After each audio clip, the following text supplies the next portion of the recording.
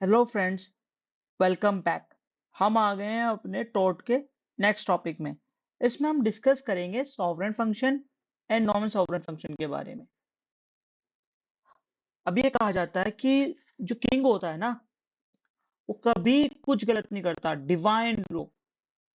Divine power होती है कि किंग कभी कुछ गलत कर ही नहीं सकता। जो किंग ने कह दिया ना, वो ही बिल्कुल संप्रभु है। मतलब एक तरीके से क्या कहते हैं, सॉवरेन है। संप्रभु जो होता है, वो संप्रभु जो मतलब जो किंग ने कहा है ना, वो गॉड ने कहा है।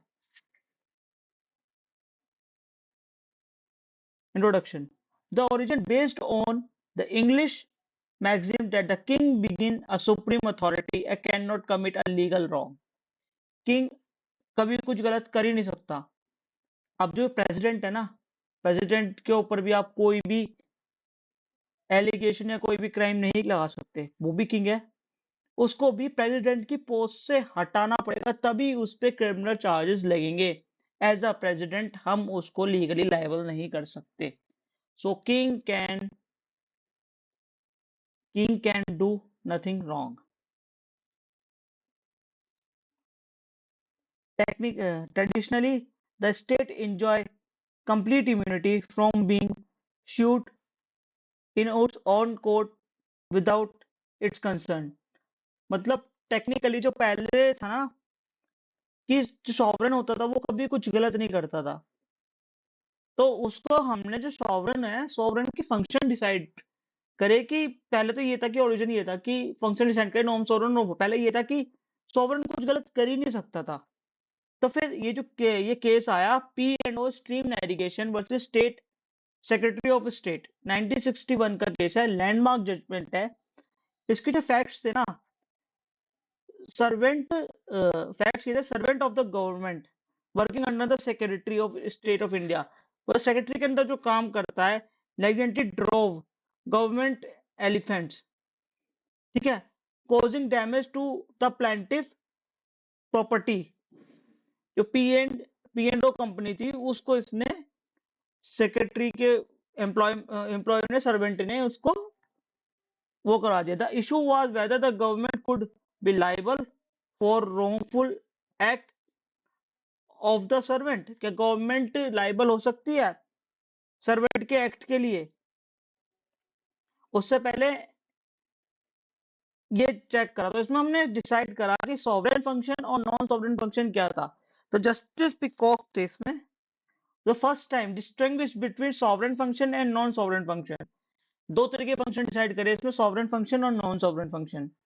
अब देखते हैं सॉवरेन फंक्शन क्या होते हैं। सॉवरेन फंक्शन होता है function that only the state can perform and can not delegate to private individual. Sovereign function वो होते हैं जो स्टेट खुद परफॉर्म करता है, वो किसी प्राइवेट पर्सन से नहीं करवा सकता। ठीक है, जैसे waging war, maintaining foreign relations, administrative of justice, printing currency note, ये प्राइवेट लोग नहीं कर सकते। ठीक है।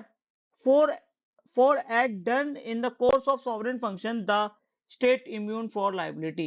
इन एक्ट को परफॉर्म करते हुए अगर जो किसी को हार्म हो रहा है, अब जैसे printing currency, currency Modi ji ने बदल दी, लेकिन मोदी जी लाइबल नहीं हुए।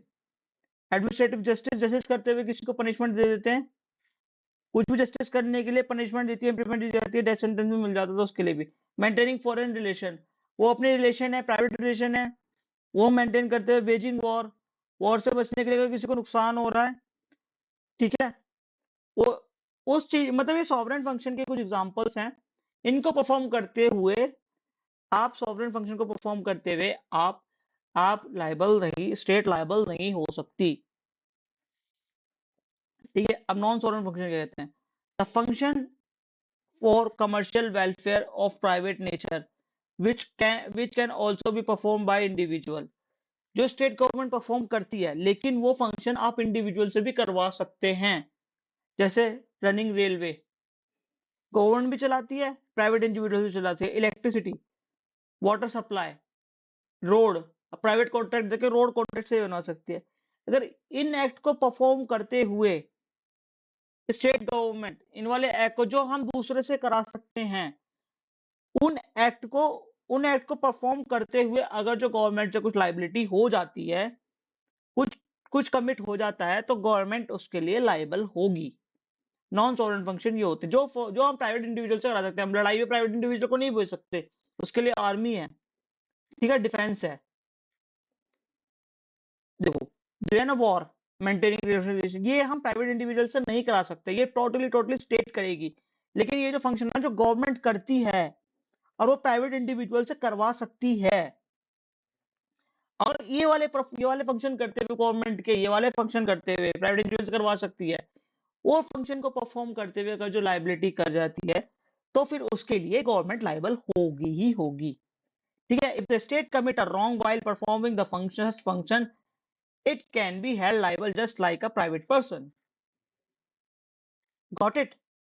That's our relation. अब इसमें क्या आया था? Mark the first differentiate between sovereign and non-sovereign function of Indian jurisprudence. इस केस का जो सिग्निफिकेंट था, इसके अंदर ये पहला सिग्निफिकेंट था जो हमने पहली बार सॉवरेन और नॉन फंक्शन को डिस्टिंग्विश करा था। ठीक है, limit the scope of sovereign function, जो सॉवरेन फंक्शन स्टेट को लिमिट कर दिया था। Laid down the foundation of future cases, आने वाले केसेस के लिए हेल्प कर दिया। लेकिन आगे नॉन और जो अब नॉन सॉवरेन और सॉवरेन फंक्शन फिक्स करने के लिए प्रॉपर लायबिलिटी, सॉवरेन और नॉन सॉवरेन इम्यूनिटी की लायबिलिटी होती है, उसके लिए हम और भी केस डिसाइड करेंगे। ठीक है, और भी केस पढ़ने पड़ेंगे, सिर्फ इस केस से नहीं पता चलेगा। इसमें तो फाउंडेशन शुरू हुई थी। अब इसका जो पार्ट 1 था, इसके सेकंड पार्ट में हम डिस्कस करेंगे कि आगे सॉवरेन और नॉन सॉवरेन फंक्शन क्लैरिटी कैसे आई। In this video we will discuss sovereign और नॉन सॉवरेन फंक्शन को पहली बार डिस्कस करा था, और सॉवरेन फंक्शन क्या होते हैं और नॉन सॉवरेन फंक्शन क्या होते हैं, हम इसको अच्छे से डिस्कस कर लिया है।